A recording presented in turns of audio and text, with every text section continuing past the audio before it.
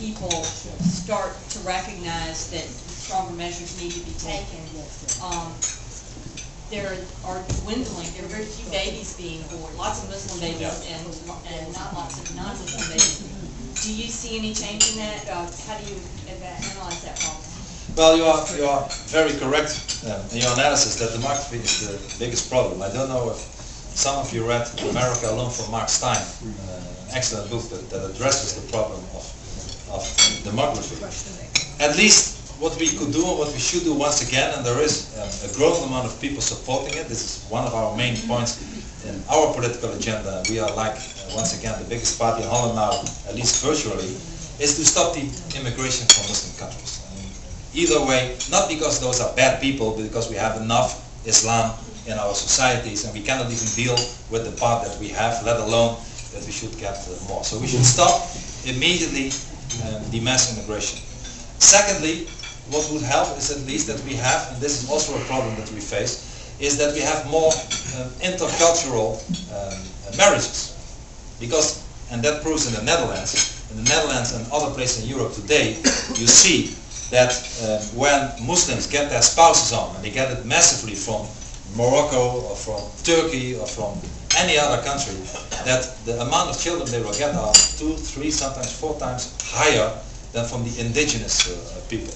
And if you, what we are trying to promote now, if you don't allow any more to do that, or restrict it, because often a Moroccan man in Holland can get 8 spouses to Holland. He divorces after 2 years or 3 years, then the spouse will get an independent green card in the Netherlands to stay. He gets another wife over after 3 years again. We have examples that people have been married for 8 times in 30 years and they get 8 times child benefit and whatever. I mean, it's terrible. So if we stop that, it might change. But it's a very difficult challenge because we have the demography against us, but at least let us do what we can do, and that is to stop the mass immigration from Muslim countries.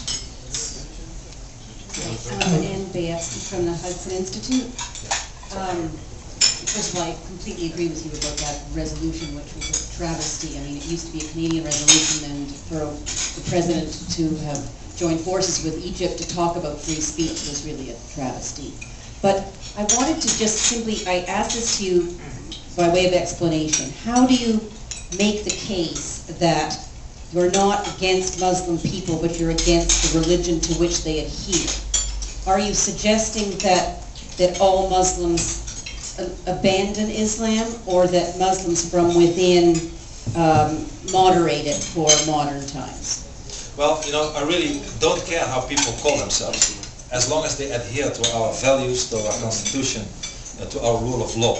And I know that the Quran, this is what my movie Fitna is about, is exactly the opposite as rule of law. It's against our constitution, it's against our penal code. It's a book full of incitement of violence. Women should be killed, homosexual, I mean, it's full of kafirs should be killed. I can, if you give me any page, I can show you of the Quran that it's against everything that we stand for. So if people adhere to our values and our laws, I don't care how they call themselves. But I know to be a true Muslim, if the definition is that you adhere to either the life of Muhammad as an example or to the book, the Quran, that it indeed will not work.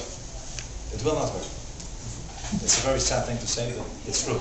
And I believe, maybe I can end up with that, I believe that people can change. I believe in people. I believe that people are willing to change. So I believe that we should invest in people who call themselves Muslims to go back from that terrible book, the Quran, and integrate and assimilate in our societies. I'm a positive person, but I don't believe that there ever will be or is a moderate Islam. There is no moderate Islam. It's a totalitarian and violent ideology, and the ideology will never change. So a whole discussion or a debate, should there be another European-like or a moderate-like Islam, I believe is a waste of time. Let us spend that time investing in the people, because people can change. My name is David Horowitz, and my Freedom Center sponsored Geert Wilders at Temple last night, and we're sponsoring it again at Columbia. And I began on that side of the issue that was you have to be very careful to distinguish between moderate Islam and radical Islam. Everybody knows that there's a global genocidal movement to destroy, eliminate, wipe the Jewish state off the face of the earth. Unlike Hitler, who hid this agenda, Ahmadinejad and Hamas and Hezbollah and the prime minister of whatever country, I think it was Malaysia, all say it out in the open to the cheers of the Muslim world. Name me one Islamic state that has condemned that genocidal intention. There is none. The battle we had at Temple, we had a major fight just to get him to speak.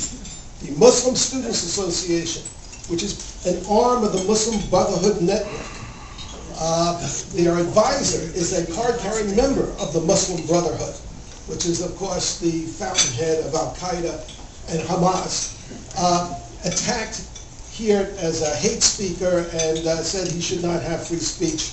Hate speech is not free speech. Temple University, 3 administrators of student activities told our students that foreigners don't have free speech rights in America. And the college Republicans capitulated on this.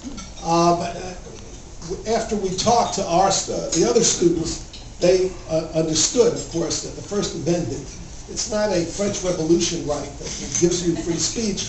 It's a limitation on the power of government. The government cannot abridge your free speech. Our students were courageous, but against the university, against the student government, which condemned our event, we were able to hold the event at Temple, and we will hold them at campuses all across the country. That's the nature of this fight. Every May on the birthday of Israel, the Muslim Students Association, this arm of the Muslim Brotherhood, holds events to protest the Nakba, the catastrophe. That is a genocidal movement, and yet it is tolerated by, there is no university in America that even will say publicly that we deplore protests on our campus of a sovereign state, the state of Israel, the only Jewish state in the world. This is our battle. It's a much more primitive battle, and it's much more far gone than you think when the President of the United States is endorsing the Islamic Conference resolution, which is really to make any criticism of Islamic terror blasphemy. Thank you. Well, I think we have, unfortunately, Taylor, I think we have taken unfair advantage of Mr. Builders for a moment.